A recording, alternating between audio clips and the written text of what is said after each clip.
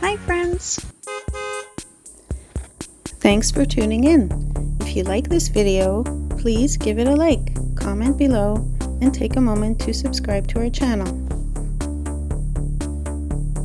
Welcome to the Nature Trail at Grayton Beach State Park, a beautiful and serene place to explore the natural wonders of Florida's Gulf Coast. As you begin your walk, you'll find yourself surrounded by a unique landscape that includes coastal dunes, pine forests, and the enchanting Western Lake, one of the rare coastal dune lakes found in this part of the world. Grayton Beach State Park is one of Florida's oldest and most cherished state parks. The park covers over 2,000 acres and is known for its stunning natural beauty and diverse ecosystems. The trail takes you through a variety of habitats, providing a home to many different species of wildlife.